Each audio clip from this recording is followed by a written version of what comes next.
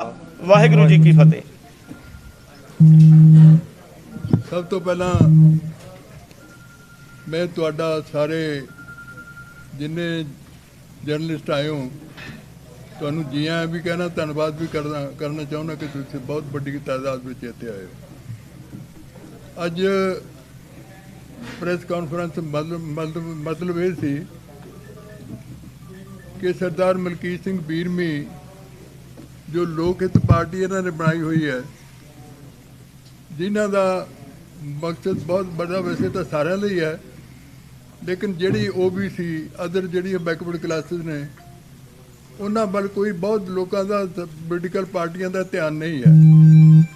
उन्होंने एकजुट करना, फिर सारी पार्टियां एकजुट करना एक पंजाब के लोगों की इच्छा है कि उन्हें जिमें अपने पीर मुहम्मद ने कहा कि तीन पार्टियां छड्ड के एक ऐसा बदल होवे जिस बदल नूं लोग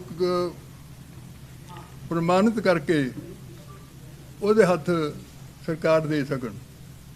मैं बीरमी साहब का सब तो पहला तो धन्यवाद करना चाहुंदा, इन्हां दे साथियों का धन्यवाद करना चाहुंदा जो अज इत्थे मौजूद ने, जिहड़े नहीं भी मौजूद वो भी उन्हां दा भी धन्यवाद करना चाहुंदा। मेरे साथी भी कुछ आए ने, उन्हां दा भी धन्यवाद, बहुत बहुत धन्यवाद। असीं पहलां भी 5 पार्टियां तुसीं आए सी, सारे इकट्ठे होए सी, जिन्हां विच श्री चंद्र शेखर आजाद की पार्टी और उन्होंने बहुजन समाज पार्टी आजाद ग्रुप, क्योंकि उहदे चंद्र शेखर आजाद जी उहदे प्रधान ने, ते नाल ही उन्हें भीम सेना भी उन्होंने नाल लगी हुई है। जनता दल यूनाइटेड ते जनता दल सैकुलर, श्रोमणी अकाली दल किरती और आल इंडिया मनरेगा फ्रंट है जरा, वो भी उस दिन ज्वाइन किए सी। लेकिन साड़ी इच्छा हुण मैनू बीरमी साहब मिले ने, बीरमी साहब ने अपनी जिंदगी में बहुत प्राप्तियां भी कीतियां। इन्हों ने 4 बारी MLA भी रहे ने और मिनिस्टर भी रहे, लेकिन एक अपनी साफ सुथरी जिंदगी लगाई है, पॉलिटिक्स लगाई है। मैनू मिले ने, मिल के कहा कि अपन इकट्ठे होकर चलना चाहिए। मैं इन्हों जी आया कहना और इन्हों का जो ख्याल है कि सारे होरां भी नाल लैके, जिन्होंने बहुत लोग आने को तैयार ने, उन्होंने नाल लैके असीं इकट्ठे एक फैसला करके एक नवा फ्रंट लोगों के सामने लेके आवांगे। सो मेरी बेनती है कि दूजी कि 2-3 गल्लां मैं होर भी करनी चाहुंदा। एक तो है कि जो पता नहीं, हुण तुहानूं जर्नलिस्टां नूं ज़्यादा पता हो, जो सानूं पता लग्या है कि चन्नी साहब ने उस दिन लड़दे उन्हां नाल ये कहा कि श्रोमणी अकाली दल जिहड़ा है गद्दार पार्टी है। श्रोमणी अकाली दल गद्दार पार्टी नहीं हो सकती, जिन्हें बहुत बड़ियां कुर्बानियां कीतियां। कोई परिवार हो सकता है, कोई इंडिविजुअल हो सकता है, लेकिन पार्टियां नहीं हो सकती। पार्टी इस देश को आज़ाद कराने लिए भी, इस देश को आज़ाद रखने लिए भी, और श्रोमणी अकाली दल का एक सुनहरी इतिहास है। इस करके मैं एक चन्नी साहब को कहना चाहूँगा कि वो ज़्यादा माफ़ी मंगण ਜਾਂ स्पष्टीकरण देण कि की उन्होंने सारे श्रोमणी अकाली दल को गद्दार किया, तो उन्होंने इस चीज़ का जवाब देना पेगा। अगर वो नहीं देंगे तो असीं हफ्ते तो बाद फैसला करांगे, असीं उन्होंने जिहड़ी हैगी रेजिडेंस घेरांगे, श्रोमणी अकाली दल संयुक्त ते साडे साथी। सो वो भी बहुत जरूरी है, उहदे लई है कि असीं इकट्ठे होके करिए। दूजी मेरी बेनती ये है कि साडे नाल असीं मंगलवार नूं चौड़ा साहब के बहुत साथी सी ट्रांसपोर्टर ने अपने खट्टड़ा वाले आओ जी साहब, वो साडे नाल रह रहे ने। वो भी इकट्ठे करके बंदे खन्ने आपदे पिंड खट्टड़े करनगे ते वो भी ज्वाइन करनगे, होर भी सानूं बहुत ज्वाइन कर रहे हैं। तो लेकिन जिहड़ी साडी टीम बनी है, ये टीम बन के असीं उन्हां लोकां नूं नाल लैके तुरांगे जिहड़े इग्नोर कीते ने, लोकां ने, पार्टियां ने इग्नोर कीते ने, और सच्चे सुच्चे ने जिहड़े कोई सिद्धांत ते चलना चाहुंदे आ। ਸਾਡੀ ਪਾਰਟੀ ਸ਼੍ਰੋਮਣੀ ਅਕਾਲੀ ਦਲ ਇੱਕ ਸਿਧਾਂਤਕ ਪਾਰਟੀ ਤੌਰ 'ਤੇ ਅਸੀਂ ਵੱਖਰੇ ਹੋਏ ਹਾਂ। ਸਾਡਾ ਕੋਈ ਕਿਸੇ ਨਾਲ ਜਾਤੀ ਲੜਾਈ ਨਹੀਂ ਹੈ, ਲੇਕਿਨ ਸਿਧਾਂਤ ਦੀ ਲੜਾਈ ਹੈ। ਉਸ ਸਿਧਾਂਤ ਦੀ ਤੁਹਾਨੂੰ ਵੀ ਪਤਾ ਹੈ, ਸਾਨੂੰ ਵੀ ਪਤਾ ਹੈ ਕਿ ਜੋ ਕੁਛ ਸ਼੍ਰੋਮਣੀ ਅਕਾਲੀ ਦਲ ਦੇ ਹੁਣ ਦੇ ਆਗੂ ਨੇ ਉਹ ਧਾਰਮਿਕ ਤੌਰ 'ਤੇ ਵੀ ਕਰ ਰਹੇ ਨੇ, ਰਾਜਨੀਤਿਕ ਤੌਰ 'ਤੇ ਵੀ ਜੋ ਅਵੱਗਿਆ ਕਰ ਰਹੇ ਨੇ, ਜਾਂ ਗੁਰੂ ਗ੍ਰੰਥ ਸਾਹਿਬ ਦੀ ਬੇਅਦਬੀ ਹੋ ਰਹੀ ਹੈ, ਉਹ ਸਾਰੀਆਂ ਗੱਲਾਂ ਲੈ ਕੇ ਅਸੀਂ ਤੁਰੇ ਹਾਂ। ਅੱਜ ਸਾਨੂੰ ਸਾਥ ਮਿਲਿਆ ਬੀਰਮੀ ਸਾਹਿਬ ਤੇ ਇਹਨਾਂ ਦੀ ਪਾਰਟੀ ਦਾ, ਇਹਨਾਂ ਦਾ ਮੈਂ ਬਹੁਤ ਧੰਨਵਾਦ ਕਰਨਾ ਚਾਹੁੰਦਾ। ਹੋਰ ਪਾਰਟੀ ਪੁਆਇੰਟ ਕੀਤੀ ਹਾਂਜੀ ਬਸ ਇਹੋ ਹੀ ਤੁਸੀਂ ਹੁਣ ਕਰੋ। ਤੇ ਮੈਂ ਫਿਰ ਇਹਨਾਂ ਨੂੰ ਜੀ ਹਾਂ ਵੀ ਕਹਿਣਾ ਤੇ ਹੁਣ ਬੇਨਤੀ ਕਰਦਾ ਕਿ ਇਹ ਵੀ ਗੱਲ ਕਰਨਗੇ ਆਪਣੀ। ਬਹੁਤ ਬਹੁਤ ਧੰਨਵਾਦ ਢੀਂਡਸਾ ਸਾਹਿਬ। ਮੈਂ ਆਪਣੇ ਵੱਲੋਂ, ਆਪਣੀ ਪਾਰਟੀ ਵੱਲੋਂ, ਪੰਜਾਬ ਲੋਕ ਹਿੱਤ ਪਾਰਟੀ ਵੱਲੋਂ ਸਾਰੇ ਮੀਡੀਆ ਪੱਤਰਕਾਰਾਂ ਦਾ, ਭੈਣ ਭਰਾਵਾਂ ਦਾ, ਸਾਰੇ ਸਾਥੀਆਂ ਦੇ ਇੱਥੇ ਆਉਣ 'ਤੇ ਤਹਿ ਦਿਓ ਜੀ ਹੋਇਆ ਕਹਿੰਦਾ ਹਾਂ ਅਤੇ ਬਹੁਤ ਬਹੁਤ ਧੰਨਵਾਦ ਕਰਦਾ ਹਾਂ। ਸਾਡੀ ਕਾਫੀ ਦਿਨਾਂ ਤੋਂ ਗੱਲਬਾਤ ਚੱਲ ਰਹੀ ਸੀ ਜੋ ਅੱਜ ਨੇਪਰੇ ਚੜ੍ਹੀ ਹੈ। ਅੱਜ ਅਸੀਂ ਇਕੱਠੇ ਹੋਏ ਹਾਂ ਪੰਜਾਬ ਲੋਕ ਹਿੱਤ ਪਾਰਟੀ ਅਤੇ ਸ਼੍ਰੋਮਣੀ ਅਕਾਲੀ ਦਲ ਸੰਯੁਕਤ, ਔਰ ਅਸੀਂ ਹੋਰ ਵੀ ਪਾਰਟੀਆਂ ਨਾਲ ਪਹਿਲਾਂ ਲਈਆਂ ਹੈ। ਢੀਂਡਸਾ ਸਾਹਿਬ ਨੇ ਦੱਸਿਆ ਇੱਕ ਸਾਡੇ ਨਾਲ, ਮੇਰੇ ਨਾਲ ਪਹਿਲਾਂ ਇੱਕ ਸਮਾਜਿਕ ਸਮਝੌਤਾ ਪਾਰਟੀ SSP ਵੀ ਆਈ ਸੀ, ਸਮਾਜਿਕ ਸੰਘਰਸ਼ ਪਾਰਟੀ, ਉਹ ਖੜੇ ਨੇ। ਮੈਂ ਕਹੂੰਗਾ ਇੱਧਰ ਆ ਜਾਓ, ਇੱਧਰ ਆਓ ਜੀ, ਅੱਗੇ ਆਓ। ਇਹ ਵੀ ਸਾਡੇ ਨਾਲ ਜੁਆਇਨ ਕੀਤੇ ਸੀ ਥੋੜ੍ਹੇ ਦਿਨ ਪਹਿਲਾਂ। ਬਾਕੀ ਸਾਰੀਆਂ ਪਾਰਟੀਆਂ ਢੀਂਡਸਾ ਸਾਹਿਬ ਨੇ ਦੱਸੀਆਂ ਨੇ, ਔਰ ਆਉਣ ਵਾਲੇ ਸਮੇਂ ਦੇ ਵਿੱਚ ਮੇਰੀ ਇੱਕ ਦੂਜਾ ਗੱਲਬਾਤ ਚੱਲ ਰਹੀ ਹੈ ਇੱਕ ਵੱਡੀ ਪਾਰਟੀ ਨਾਲ ਵੀ, ਅੱਜ ਅਸੀਂ ਡਿਸਕਲੋਜ਼ ਨਹੀਂ ਕਰਨਾ, ਉਹ ਵੀ ਸਾਡੇ ਨਾਲ ਰਲੇਵਾਂ ਵੱਡਾ ਹੋਏਗਾ। ਔਰ ਮੈਂ ਤੁਹਾਨੂੰ ਯਕੀਨ ਦਿਵਾਉਣਾ ਚਾਹੁੰਦਾ ਕਿ ਜਿਹੜੀ ਸਾਡੀ OBC ਦੀ ਸੰਖਿਆ 42% ਪੰਜਾਬ 'ਚ ਹੈ, ਇਹਨੂੰ ਬੜਾ ਇਗਨੋਰ ਕੀਤਾ ਗਿਆ ਸੀ ਪਿਛਲੇ 75 ਸਾਲਾਂ ਤੋਂ, ਔਰ ਬਹੁਤ ਜੋਸ਼ ਹੈ ਇਹਨਾਂ ਲੋਕਾਂ ਦੇ ਸਮਾਜ ਦੇ ਅੰਦਰ, ਤਾਂ ਕਿ ਅਸੀਂ ਆਪਣਾ ਇੱਕ ਪਲੇਟਫਾਰਮ ਕਾਇਮ ਕਰੀਏ ਜਿਹੜਾ ਅੱਜ ਬਹੁਤ ਤਕੜਾ ਹੋਰ ਸਟਰੋਂਗ ਹੋਇਆ ਢੀਂਡਸਾ ਸਾਹਿਬ ਦੇ ਨਾਲ ਮਿਲ ਕੇ। ਔਰ ਸਾਨੂੰ ਉਮੀਦ ਹੈ ਕਿ 2022 ਦੇ ਚੋਣਾਂ ਦੇ ਵਿੱਚ ਅਸੀਂ ਇੱਕ ਐਸੀ ਜਿੱਤ ਪ੍ਰਾਪਤ ਕਰਾਂਗੇ। ਪਹਿਲੀ ਤਾਂ ਸਾਡੀ ਇਹ ਚਾਹਤ ਹੈ ਕਿ ਅਸੀਂ ਆਪਣੀ ਸਰਕਾਰ ਬਣਾਵਾਂਗੇ। ਅਗਰ 19-21 ਰਹਿੰਦੀ ਹੈ ਤਾਂ ਅਸੀਂ ਦਾਅਵੇ ਨਾਲ ਕਹਿ ਸਕਦੇ ਹਾਂ ਸਾਡੇ ਤੋਂ ਬਗੈਰ ਕੋਈ ਸਰਕਾਰ ਪੰਜਾਬ 2022 'ਚ ਨਹੀਂ ਬਣ ਪਾਏਗੀ। ਔਰ ਦੂਸਰੀ ਗੱਲ ਅੱਜ ਮੈਂ ਕਹਿਣੀ ਚਾਹੁੰਦਾ ਕਿ 2017 ਦੇ ਵਿੱਚ ਬੜੇ ਲੋਲੀਪੌਪ ਦਿੱਤੇ ਸੀ, ਹੱਥ ਗੁੜ ਕੇ ਫੜ ਕੇ ਬੜੇ ਵਾਅਦੇ ਕੀਤੇ ਸੀ ਕਾਂਗਰਸ ਪਾਰਟੀ ਨੇ, ਔਰ ਕੋਈ ਕੰਮ ਨਹੀਂ ਹੋਇਆ, ਨਾ ਬੇਅਦਬੀ 'ਤੇ, ਨਾ ਡਰੱਗਸ 'ਤੇ, ਨਾ ਰੇਸ ਐਂਡ ਮਾਫੀਆ, ਨਾ ਸ਼ਰਾਬ ਦੀ ਸਮਗਲਿੰਗ 'ਤੇ। ਔਰ ਜਿੰਨੇ ਬੰਦੇ, ਜਿੰਨੇ MLA, ਮੈਂ ਨਾਂ ਨਹੀਂ ਲੈਣਾ ਚਾਹੁੰਦਾ, ਜਿਨ੍ਹਾਂ ਨੇ ਸ਼ਰਾਬ ਦੇ 2 ਨੰਬਰ ਦੇ ਕੰਮ ਕੀਤੇ ਆ, ਰੇਤ ਦੇ ਕੀਤੇ, ਸੈਂਡ ਮਾਫੀ ਦੇ ਕੀਤੇ ਆ, ਜੇ ਅਸੀਂ ਪਾਵਰ ਚਾਹੁੰਦੇ ਹਾਂ ਨਾ, ਇਹ ਫੜ ਕੇ ਸਾਰੇ ਅੰਦਰ ਠੋਕਾਂਗੇ। ਮੈਂ ਠੋਕ ਕੇ ਕਹਿ ਰਿਹਾ, ਇਹਨਾਂ ਨੂੰ ਨੰਗੇ ਕਰਾਂਗੇ ਸਾਰਿਆਂ ਨੂੰ। ਔਰ ਅੱਜ ਮੈਂ ਪੁੱਛਣਾ ਚਾਹੁੰਦਾ ਚੰਨੀ ਸਾਹਿਬ ਨੂੰ ਕਿ ਕਿਆ ਅੱਜ ਕੈਪਟਨ ਅਮਰਿੰਦਰ ਸਿੰਘ ਨੂੰ ਪਰੇ ਕਰਕੇ ਹੁਣ ਤੁਸੀਂ ਸਾਰੇ ਪਵਿੱਤਰ ਹੋ ਗਏ, ਧੋਤੇ ਗਏ ਪਾਪ ਸਾਰੇ 2 ਮਹੀਨੇ ਵਿੱਚ? ਆ ਜਿੰਨੀਆਂ ਅਨਾਉਂਸਮੈਂਟਾਂ ਰੋਜ਼ ਕਰੀ ਜਾ ਰਹੇ ਹੋ, ਲੱਖ ਕਰੋੜਾਂ ਰੁਪਏ ਦੀਆਂ, ਤੁਸੀਂ ਇਹ ਮੈਨੂੰ ਦੱਸਣ ਪੈਸਾ ਆਊਗਾ ਕਿੱਥੋਂ? ਮੈਂ ਪਹਿਲਾਂ ਵੀ ਰਿਕੁਐਸਟ ਕੀਤੀ ਥੋੜ੍ਹੇ ਦਿਨ ਪਹਿਲਾਂ ਵੀ ਕਿ ਇਹਦੇ ਉੱਤੇ ਇਹ ਚਰਨਜੀਤ ਚੰਨੀ ਤੇ ਕਾਂਗਰਸ ਸਰਕਾਰ ਵਾਈਟ ਪੇਪਰ ਜਾਰੀ ਕਰੇ ਕਿ ਪਿਛਲੇ 15 ਸਾਲਾਂ ਦੇ ਵਿੱਚ ਕਿੰਨਾ ਇਹਨਾਂ ਨੇ ਬੈਂਕਾਂ ਤੋਂ ਕਰਜ਼ਾ ਲਿਆ, ਫਾਈਨੈਂਸ਼ੀਅਲ ਇੰਸਟੀਟਿਊਸ਼ਨ ਕਿਹੜੇ ਨੇ ਉਹਨਾਂ ਦੇ ਨਾਂ ਦੱਸਣ, ਟੋਟਲ ਅਮਾਊਂਟ ਕਿੰਨਾ ਸੀ, ਔਰ ਉਹ ਕਿੱਥੇ ਕਿੱਥੇ ਲੱਗਿਆ, ਕਿੱਥੇ ਉਹਦੀ ਦੁਰਦਸ਼ਾ ਹੋਈ ਹੈ, ਕਿੰਨਾ ਸਹੀ ਇਸਤੇਮਾਲ ਹੋਇਆ, ਔਰ ਪਲੱਸ ਉਹਦੇ ਲਿਊ ਕਿੰਨੀਆਂ ਪ੍ਰਾਪਰਟੀਆਂ ਪੰਜਾਬ ਦੀਆਂ ਇਹਨਾਂ ਨੇ ਵੇਚੀਆਂ, ਕਿੰਨੀਆਂ ਗਿਰਵੀ ਰੱਖੀਆਂ, ਉਹਦਾ ਸਾਰਾ ਬਿਊਰਾ ਪਬਲਿਕ ਨੂੰ ਦੇਣ, ਤਾਂ ਕਿ ਪਬਲਿਕ ਨੂੰ ਪਤਾ ਲੱਗੇ। ਇਹਨਾਂ ਦੋਨਾਂ ਪਾਰਟੀਆਂ ਦਾ, ਕਾਂਗਰਸ ਦਾ ਵੀ, ਅਕਾਲੀ ਦਲ ਦਾ ਵੀ, ਜੋ ਸੁਖਬੀਰ ਸਿੰਘ ਬਾਦਲ ਬੜੀਆਂ ਬੜੀਆਂ ਢੀਂਗਾਂ ਮਾਰਦੇ ਆ, ਮੇਰੀ ਸਰਕਾਰ ਵਿੱਚ ਬੜਾ ਵਿਕਾਸ ਹੋਇਆ ਸੀ, ਮੈਂ ਇਹਨੂੰ ਵਿਕਾਸ ਨਹੀਂ ਗਿਣਦਾ। ਜੇ ਤੁਸੀਂ ਕਰਜ਼ੇ ਲੈ ਵਿਕਾਸ ਕਰੀ ਜਾਣਾ, ਉਹ ਭੁਗਤਣਾ ਪੰਜਾਬ ਦੇ ਲੋਕਾਂ ਨੂੰ ਪੈਣਾ। ਵਿਕਾਸ ਉਹ ਹੁੰਦਾ ਤੁਸੀਂ ਆਪਣੀ ਪਲਾਨ ਨੂੰ ਬਣਾਓ, ਸਰਕਾਰ ਦੀ ਪਾਲਿਸੀ ਹੋਵੇ, ਤੋਂ ਰੈਵਨਿਊ ਜਨਰੇਟ ਕਰੋ, ਉਹ ਰੈਵਨਿਊ ਨਾਲ ਵਿਕਾਸ ਕਰੋ। ਤੁਸੀਂ 1.5 ਲੱਖ ਕਰੋੜ ਦਾ ਇਕੱਲੇ 10 ਸਾਲ 'ਚ ਅਕਾਲੀ ਦਲ ਨੇ ਕਰਜ਼ਾ ਚੜਾਇਆ ਪੰਜਾਬ ਦੇ ਸਿਰ 'ਤੇ, ਤੇ ਜੇ 4 ਪੁਲ ਤੇ 2 ਸੜਕਾਂ ਬਣਾਤੀਆਂ, ਉਹ ਵਿਕਾਸ ਨਹੀਂ ਗਿਣਿਆ ਜਾਂਦਾ। ਅੱਜ ਕਰਜ਼ਾ ਕਿੱਥੋਂ ਮੁੜਨਾ? ਉਹ ਜਿਹੜਾ ਹਰ ਚੀਜ਼ ਨੂੰ ਫਰੀ ਮੈਂ ਕਹਿੰਦਾ ਦਿਓ, ਗਰੀਬ ਨੂੰ ਦੇਣਾ ਚਾਹੀਦਾ, ਕਿਸਾਨ ਨੂੰ ਦੇਣਾ ਚਾਹੀਦਾ, ਜਿਹੜੇ ਹੋਰ ਵੀ ਮਿਡਲ ਵਰਗ ਦੇ ਲੋਕ ਆ ਉਹਨਾਂ ਦੀ ਵੀ ਹੈਲਪ ਕਰਨੀ ਚਾਹੀਦੀ ਆ। ਪਰ ਘੱਟੋ ਘੱਟ ਤੁਹਾਡੇ ਕੋਲੇ ਕੋਈ ਪਲੈਨਿੰਗ ਤਾਂ ਹੋਵੇ ਕਿ ਪੈਸਾ ਆਊ ਕਿੱਥੋਂ। ਮੈਂ ਦਾਅਵੇ ਨਾਲ ਕਹਿ ਸਕਦਾ ਕਿ ਜਿੰਨੇ ਦਾਅਵੇ ਆ ਚਲਦੀ ਚੰਨੀ ਤੇ ਕਰ ਰਹੇ ਨੇ ਸਾਰੇ ਨੋਮੀਨਲ ਪਏ, ਇਹਨਾਂ ਦਾ ਇੱਕ ਵੀ ਪੂਰਾ ਹੋਣਾ ਨਹੀਂ, ਕਿਉਂ ਸਰਕਾਰ ਦੇ ਕੋਲੇ ਪੈਸਾ ਹੀ ਹੈ ਨਹੀਂ। ਮੈਂ ਇਹ ਕਹਿੰਦਾ ਰਿਕੁਐਸਟ ਕਰਦਾ ਇਹਨਾਂ ਨੂੰ ਕਿ ਤੁਸੀਂ ਇਲੈਕਸ਼ਨ ਦੇ ਵਿੱਚ ਜਾਣ ਤੋਂ ਪਹਿਲਾਂ ਇਹ 'ਤੇ ਵਾਈਟ ਪੇਪਰ ਮੈਂ ਦੁਬਾਰਾ ਕਹਿੰਦਾ ਕਿ ਜਾਰੀ ਕਰੋ, ਲੋਕਾਂ ਨੂੰ ਪਤਾ ਲੱਗੇ ਤਾਂ ਕਿ ਤੁਸੀਂ ਕਿੱਦਾਂ ਇਹ ਵਾਅਦੇ ਪੂਰੇ ਕਰੋਗੇ। ਇਹ ਮੇਰਾ ਇਹਨਾਂ ਨੂੰ ਚੈਲੰਜ ਹੈ। ਔਰ ਉਹਦੇ ਨਾਲ ਮੈਂ ਆਮ ਆਦਮੀ ਪਾਰਟੀ ਨੂੰ ਵੀ ਕਹਿਣਾ ਚਾਹੁੰਦਾ ਕਿ ਜਿਹੜੇ ਤੁਸੀਂ ਵੀ 300 ਯੂਨਿਟ ਮਾਫ ਕਰ ਦਿਆਂਗੇ, 400 ਯੂਨਿਟ ਮਾਫ ਕਰ ਦਿਆਂਗੇ, ਅਸੀਂ ਇੱਥੇ ਪਾਣੀ ਵੀ ਫ੍ਰੀ ਕਰ ਦਿਆਂਗੇ, ਘਰ ਘਰ ਟੂਟੀਆਂ ਵੀ ਲਵਾ ਦਿਆਂਗੇ। ਔਰ ਇਹ ਵੀ ਇੱਕ ਡਰਾਮੇਬਾਜ਼ੀ ਪੰਜਾਬ 'ਚ ਕਰ ਰਿਹਾ।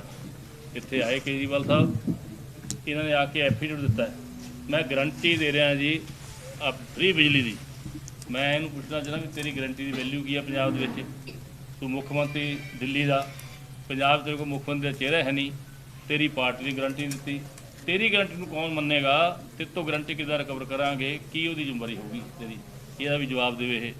ਬਾਕੀ ਮੈਂ ਪੰਜਾਬ ਦੇ ਲੋਕਾਂ ਨੂੰ ਅਖੀਰ 'ਚ ਇਹੀ ਗੱਲ ਕਹਿਣੀ ਚਾਹੁੰਦਾ ਕਿ ਅਸੀਂ ਢੀਂਡਸਾ ਸਾਹਿਬ ਇਹਨਾਂ ਦੀ ਪਾਰਟੀ ਹੋਰ ਦੀਆਂ ਪਾਰਟੀਆਂ ਸੁਣਾਉਣਗੀਆਂ, ਅਸੀਂ ਤੁਹਾਨੂੰ ਇੱਕ ਬਹੁਤ ਹੀ ਇਮਾਨਦਾਰ, ਭਰੋਸੇਯੋਗ, ਲੋਕਾਂ ਦੇ ਹਿੱਤਾਂ 'ਚ ਕੰਮ ਕਰਨ ਵਾਲੀ ਇੱਕ ਸਰਕਾਰ ਬਣਾ ਕੇ ਦੇਵਾਂਗੇ।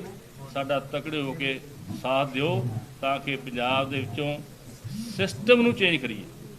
ਜਿੰਨਾ ਚਿਰ ਸਿਸਟਮ ਚੇਂਜ ਨਹੀਂ ਹੋਣਾ ਉਨਾ ਚਿਰ ਕਰਪਸ਼ਨ ਖਤਮ ਨਹੀਂ ਹੋਣੀ। ਕਰਪਸ਼ਨ ਸ਼ੁਰੂ ਕਿੱਥੋਂ ਹੁੰਦੀ ਆ?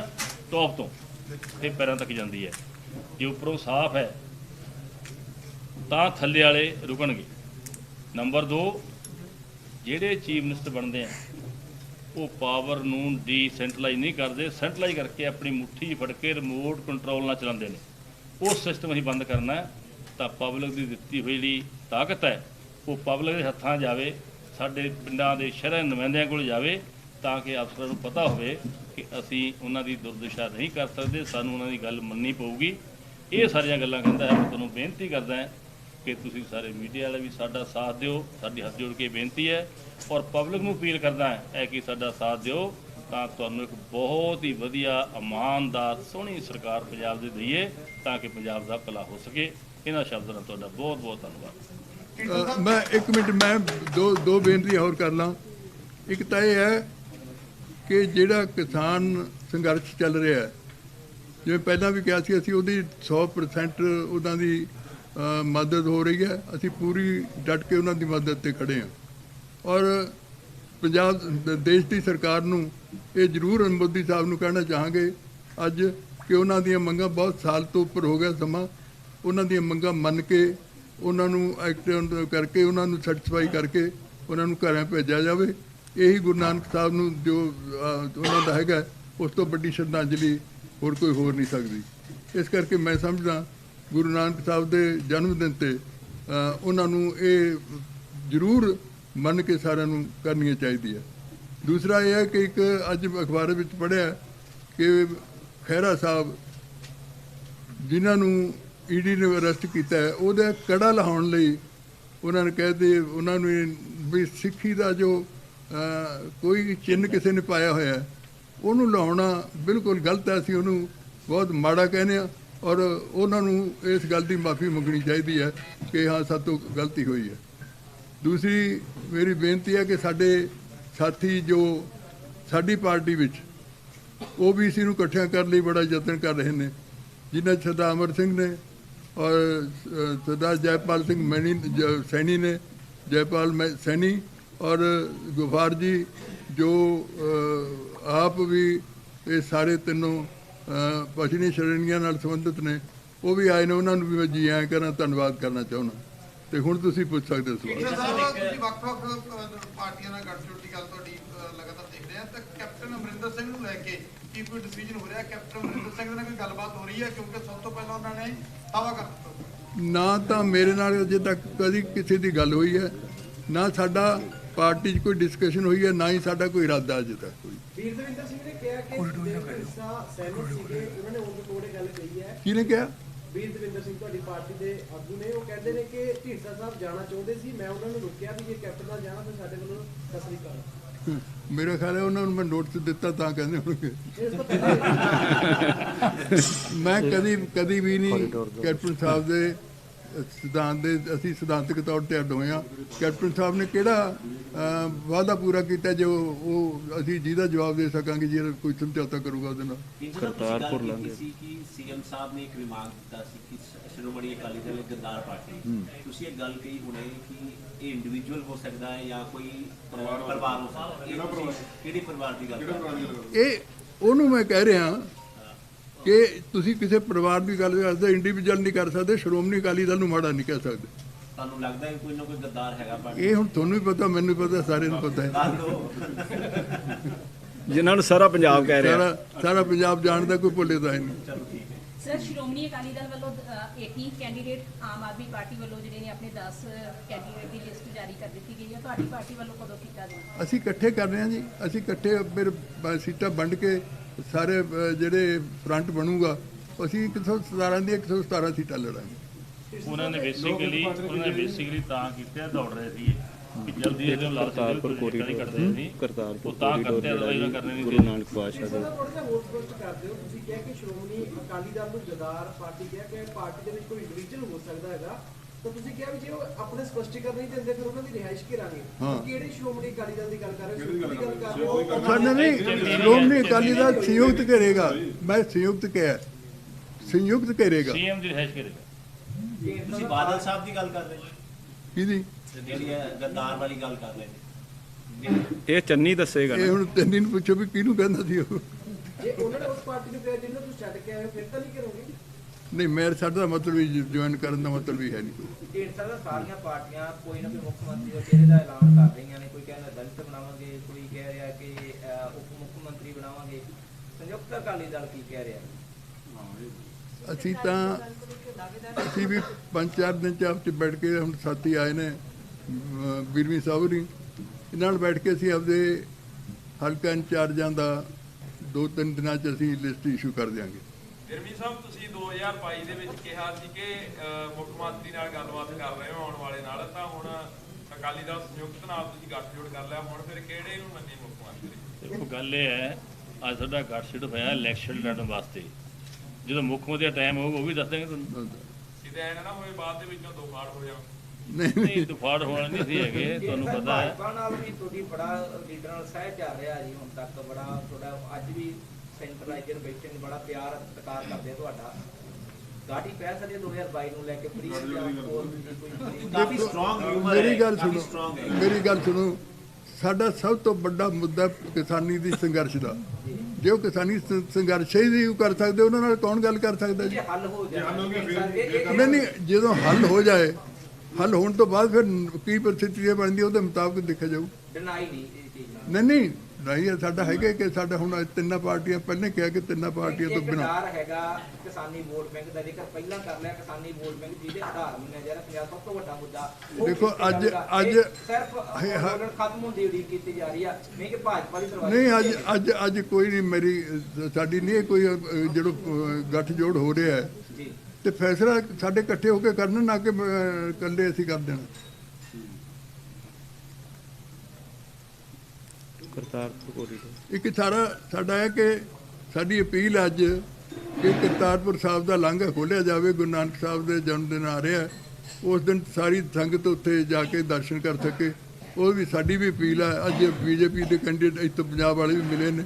ਸਾਡੀ ਵੀ ਅਪੀਲ ਹੈ ਕਿ ਉਹਨਾਂ ਉਸ ਦਿਨ ਤੋਂ ਪਹਿਲਾਂ ਹਾਂਜੀ ਖੋਲ੍ਹ ਦੇ। ਢੀਂਡਸਾ ਦੇ ਤੁਸੀਂ ਪੰਜਾਬ ਦੀ ਸਿਆਸਤ ਨੂੰ ਬੜਾ ਕੁਝ ਦਿੱਤਾ ਜੀ, ਬੜਾ ਨਾਮ ਆ ਤੁਹਾਡਾ ਦੇਸ਼ ਦੀ ਸਿਆਸਤ ਵਿੱਚ।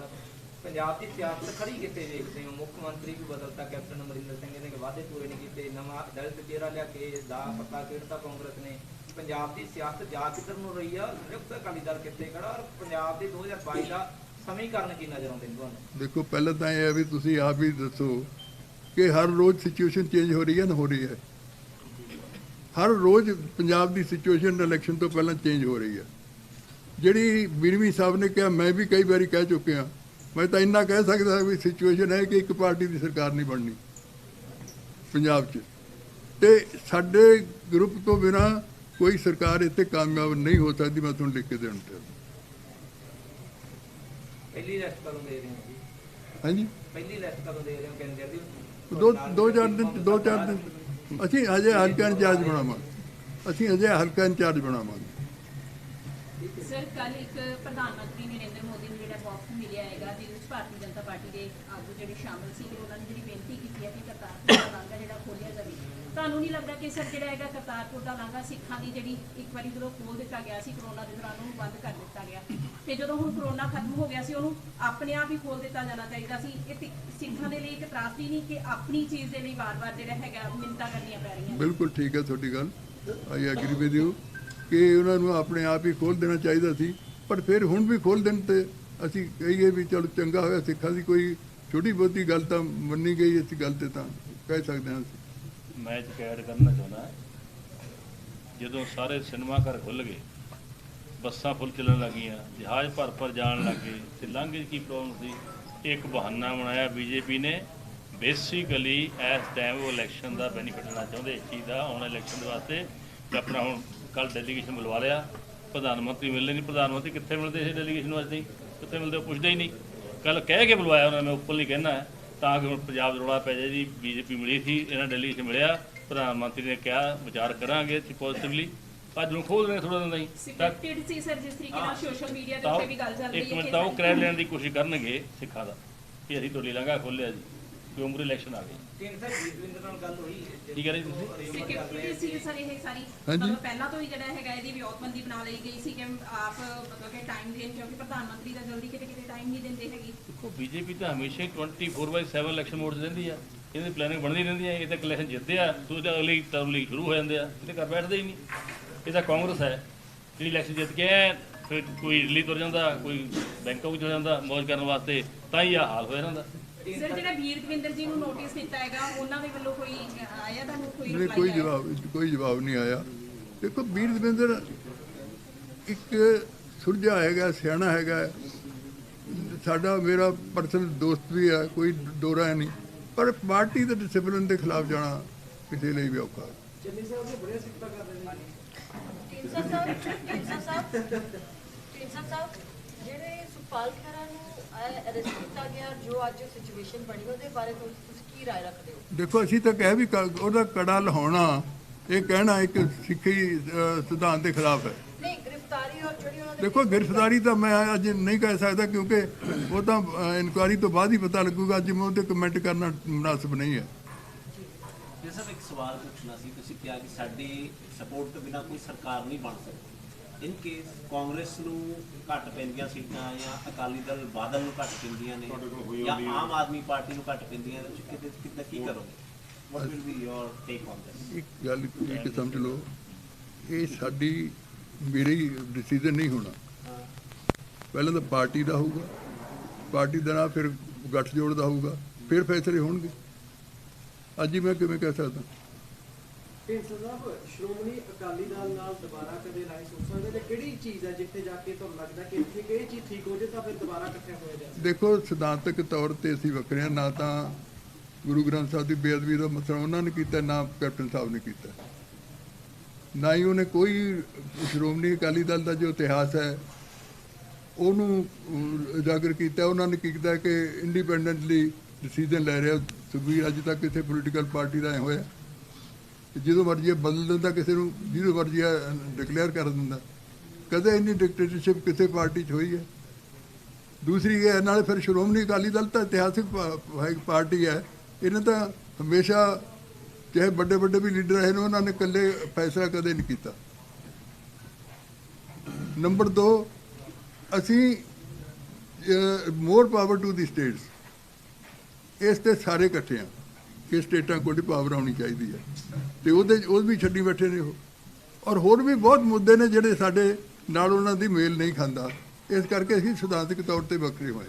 ਢੀਂਡਸਾ ਸਾਹਿਬ, ਤੁਸੀਂ ਮੁੱਦਿਆਂ ਦੀ ਗੱਲ ਕੀਤੀ ਹੈ ਹੁਣੀ, ਔਰ ਜਿੱਥੋਂ ਤੱਕ ਦੇਖੀਏ ਜਿਹੜਾ ਹੁਣ ਸਪੈਸ਼ਲ ਸੈਸ਼ਨ ਗਿਆ, ਵੈਸੇ ਤਾਂ ਕਿਸਾਨੀ ਦੇ ਮੁੱਦੇ ਤੇ ਬੇਸਿਕਲੀ ਲੈ ਕੇ ਆਏ ਸੀਗੇ ਕਿ ਜਿਹੜੇ ਕਾਨੂੰਨ ਬਣਾਏ ਨੇ ਤਿੰਨੋਂ ਰੱਦ ਕੀਤੇ ਜਾਣਗੇ, ਉਸ ਲਈ ਲੈ ਕੇ ਆਏ ਸੀਗੇ। ਪਰ ਤੁਸੀਂ ਦੇਖਿਆ ਕਿ ਵਿਧਾਨ ਸਭਾ ਦਾ ਸਪੈਸ਼ਲ ਸੈਸ਼ਨ ਇੱਕ ਪਰਟੀਕੂਲਰ ਬਹੁਤ ਹੀ ਇੰਪੋਰਟੈਂਟ ਮੁੱਦੇ ਤੇ ਲੈ ਕੇ ਆਇਆ ਜਾਂਦਾ ਹੈ। ਉਸ ਦੇ ਬਾਵਜੂਦ ਉੱਥੇ ਜਿਹੜੀ ਹੁੱਲੜਬਾਜ਼ੀ ਤੇ ਜਿਹੜੀ ਗੁੱਥਾ ਹੋਏ ਨੇ, ਚਾਹੇ ਉਹ ਸ਼ਬਦੀ ਲੜਾਈ ਸੀਗੀ, ਉਸ ਨੂੰ ਤੁਸੀਂ ਕਿਵੇਂ ਦੇਖਦੇ? ਤੁਹਾਡਾ ਬੜਾ ਲੰਬਾ ਤਜਰਬਾ ਰਿਹਾ ਹੈ ਸਿਆਸਤ ਦੇ ਵਿੱਚ ਔਰ ਵਿਧਾਨ ਸਭਾ ਤੇ ਲੋਕ ਸਭਾ ਨੂੰ ਦੇਖਣ ਵਿੱਚ? ਦੇਖੋ ਇਹਦਾ ਮੈਂ ਤਾਂ 5-4 ਸਾਲ ਤੋਂ ਦੇਖ ਰਿਹਾ, ਪਹਿਲਾਂ ਕਦੇ ਨਹੀਂ ਸੀ ਦੇਖਿਆ। ਮੈਂ ਤਾਂ 1972 'ਚ ਆ ਗਿਆ ਸੀ ਅਸੈਂਬਲੀ 'ਚ, ਕਿ ਇਸ ਤਰ੍ਹਾਂ ਅੰਦਰ ਕਿਸੇ ਦੇ ਗਾਲਮ ਗਾਲੀ ਹੋਏ ਹੋਣ, ਪੱਗਾਂ ਲੱਥੀਆਂ ਹੋਣ, ਗੁੱਤਮ ਗੁੱਤੀ ਹੋਏ ਹੋਣ, ਅੱਜ ਤੱਕ ਨਹੀਂ ਕਦੇ ਦੇਖਿਆ। ਇਹ ਮੈਂ ਸਮਝਦਾ ਸਭ ਤੋਂ ਮਾੜੀ ਗੱਲ ਇਹ ਹੈ ਕਿ ਇਸ ਤਰ੍ਹਾਂ ਲੜਾਈਆਂ ਲੜਨਾ ਠੀਕ ਹੈ, ਆਪਣੇ ਸਿਧਾਂਤਕ ਤੌਰ ਤੇ ਗੱਲ ਕਰੋ, ਪਾਰਟੀ ਦੀ ਆਪਣੇ ਸਿਧਾਂਤ ਦੀ ਗੱਲ ਕਰੋ, ਲੇਕਿਨ ਇਸ ਤਰ੍ਹਾਂ ਮੁਨਾਸਿਬ ਨਹੀਂ ਹੋਏਗੀ। ਜਨਾਬ ਇਸ ਤਰ੍ਹਾਂ ਜਨਾਬ ਹੈ ਨਾ